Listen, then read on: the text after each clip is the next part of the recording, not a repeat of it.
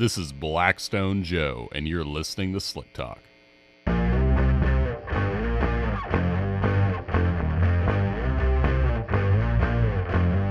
I say I'm an oil man, you will agree.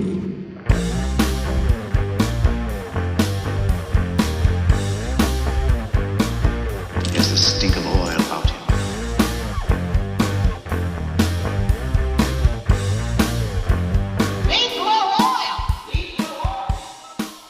All right, I got Brian on the show with me today.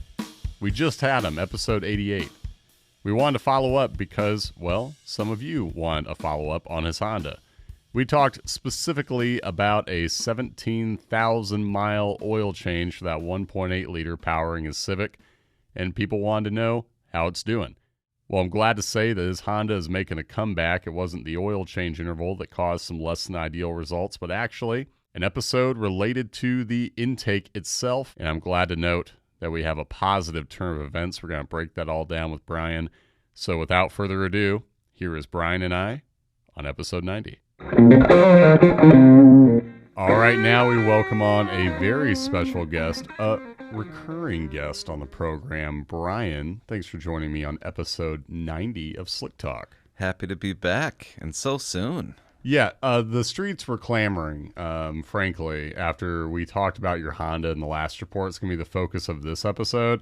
So let's recap what happened at the last oil change. We talked about your Honda handling an extravagant amount of mileage. Let's go there first. What was the story with your last oil change and some less than ideal results? Yeah. So my last oil change was definitely on the longer side. I'd been writing reports for plenty of customers going 25,000 miles between oil changes. Of course, that's not standard by any means, but I'd seen it work well for several hundred people. So I thought I'd try my hand at it too. And everything was looking good with about 10,000 miles on the oil. Yeah, really good. That's like almost perfectly average wear levels. Yeah, and only about half average aluminum, so that's great. I just didn't worry about the oil for quite a while, and didn't even bother to sample again until I'd put 17,000 miles on that next fill. But I had kind of a situation at about the 12,000 mile mark on that oil run, where I had an air intake connection come loose, and I noticed it pretty much immediately after it happened and got it, stuck back in there. Because you were on the highway, right, when this happened? A country road. Yeah. Like a state highway, not an interstate. Ran off the road, tore up the air intake upstream of the filter, so it still would have been being filtered, but probably got a little bit of dirt in with that loose connection. I had high silicon, almost 50 parts per million, and high iron to go along with it, from 9 parts per million at 10,000 miles, and then after an oil change up to 50 parts per million with 17,000 miles on the next one. So and it looks like you had some additional cylinder area wear with chrome bumping up from the rings, and you had a little bit more not a scary amount of aluminum, but definitely more than it was making. So all that, but I still wasn't super worried about it. I figured, okay, had some dirt in there, just change that oil out, good to go again. And I did change that oil out. I think on my last appearance, I said that I put 8,000 more miles on that oil since then, but I misspoke. Forgive me, dear listeners. I changed that oil right after seeing that report, and then put about 8,000 miles on the next oil before bothering to sample again, and things are looking much better now. Indeed. You have decreases in pretty much every area that you'd want to see, right? So what are the lingering concerns, if any? What's your takeaway now, given the decreases after this 8,000 mile run? Gone down from 48 parts per million silicon to 29. That's the first thing I looked at. Wanted to make sure I didn't have an ongoing dirt contamination issue. Now, some of this 29 parts per million might be residual, so I might do another oil change. Well, I did do an oil change here, so I should be good to go now. And also had a pretty sharp decrease at iron from 50 to 20, aluminum and chrome both a little lower. So yeah, I'm happy about all that. Really, all that's left in bold is the flashpoint. Yep. And that looks like it's been low from the jump as far as this particular car's sample history. Indeed, it's mostly a commuter, home to work and back, short How trips to the long is the grocery drive? store. Yeah, from home to work. Like when you're taking the samples, typically, how long has the engine been running when you then shut it off and prepare to take a sample? Yeah, typically around 20 minutes. Okay. So in my mind, that should be long enough for any excess fuel from startup and running cold to cook out. Evidently, it's not. So it's possible you might have something like a leaking injector, but nothing really to the point where it's causing issues, right? Because the viscosity looks fine in each and every sample, right? Right. It's not being thinned excessively by that fuel. Or I don't know. Maybe there's a cylinder that's a little worn, and getting some excess blow by there. But yeah, like you said, could be an injector leak, but not a serious one by any means. And one thing I want to go back to, because I think it's interesting how people value certain results relative to others. That 17,000 mile sample where metals obviously had gone up, didn't look great. You had dirt contamination.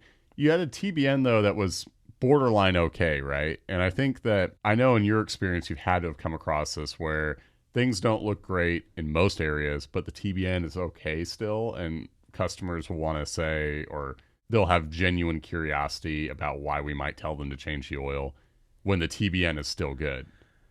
And I think it's kind of interesting here how that's a pretty clear example of why you don't want to value just one result over the rest of the report. It really is, yeah, because I still did have some active detergent additive left in that oil, but that isn't the only criteria. I also had some abrasive dirt circulating with the oil, and the TBN's not going to make that go away. Right. TBN's not going to make excess dirt not a thing. It's not going to cancel out coolant. It's not going to cancel out other things. I think that, like, what I keep coming back to with the TBN is that if there's no contamination and the engine is responding well to the use it sees, then I'll rank that a whole lot higher as far as justification on how much longer you want to run the oil. But it's kind of like active additive that is meant to combat the acids that come about in the normal course of operation, not when other less than ideal factors like contamination are introduced. Yeah, I don't really have anything to add to that. You really nailed it there. But so what's your next move as far as the oil change interval goes? You've been steadily increasing it, and had you not run into this issue with dirt contamination, which cropped up because of a situation that wouldn't occur in the normal course of operation most days, I would think. Hopefully. What's your next move? Because I would think that you haven't necessarily reached the limit on oil changes, but what's your standpoint on that? Yeah, I don't think I've reached that limit either, but I'm definitely going to take a more aggressive approach to sampling.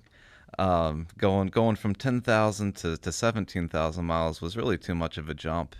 Even if I hadn't had that snafu with the air intake. Yeah, I'll probably sample again when I get to about 8,000 miles on the current oil, when I hit about 131,000 on the odometer, and see how it's going. If everything's looking good, I'll keep it in use and check back with about 10,000 on it, and take it from there. And one thing I want to touch on, just because it was noted in your most recent report here in the comment, you have a interesting amount of mileage coming up on a road trip. And when you do a lot more highway driving, does that change the expectation for you as far as what you expect to see in the results? Yeah, for sure. That's a lot easier on the engine, the steady speeds and RPMs, rather than all the stops and goes involved in my daily commute. It's also going to be running at ideal temperature for a much greater percentage of the time, so that should help too. So I'll expect improvements after this one, since a good proportion of the miles are going to be on the highway. Now, there were some up and downs. I did go through the Appalachian Mountains, So that'll be a factor to consider too, but I'd still think that's going to be overall easier on my little 1.8 liter. Yeah, yeah, for sure. And I think this report is just a great example of how when metals increase, there's a reason, but it's also possible for engines to make a turnaround. And it's a good example of why you shouldn't give up if you have a report that doesn't turn out great. Because even though you had this change in wear, was the engine ever running poorly on your end? I mean, were you noticing like loss of power, any difference in operation, odd noise? I have noticed a change in operation, but it's not engine related. The transmission is just a little sticky. Okay. Getting out of neutral to either forward or reverse. But yeah, that's transmission related. Not the engine still runs like a top. Yeah. And did all along. Like even when it was wearing at a higher rate, I didn't notice a change in how it performed. And that's something I like to come back to as well whenever I have to send a report with less than ideal results. If the customer is at least aware of what could possibly be in play relating to increased metals, contaminants, so on. If the engine is doing well on their end and they're able to address issues like you were on this particular instance, then there's certainly a possibility for an engine to improve on those results. And it just really ties together the value of oil analysis quite nicely.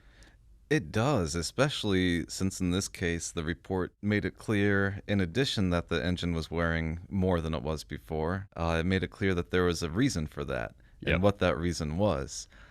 Sometimes we'll just see higher wear, but no obvious signs of contamination or any other issues. So and then it's a little harder to see what's going on and why. So yeah, I was actually pretty happy to see that there was a good reason for the increase in wear. It made it clear what had to be done to get things back in order. Well, I look forward to learning what this engine's true ceiling is on oil change intervals, especially once you get that other sample in the file and we see, if these metals improve again. They certainly are on the right path now. So thanks so much, Brian, for joining me and giving our listeners an update on your Honda. We look forward to learning more. Yeah, happy to do it. Thanks for having me on again, Joe.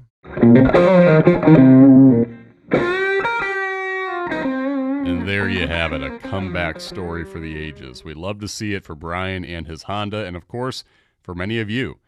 If you have been a customer of ours and you have had an engine, a transmission, whatever it may be that has made a comeback from some high levels, an episode where it looked like all was lost, but it made a comeback and you were able to tell the tale through oil analysis, reach out. We'd love to feature your story too. And if you like what you heard today, don't forget to rate, review, and subscribe. This is Blackstone Joe, signing off.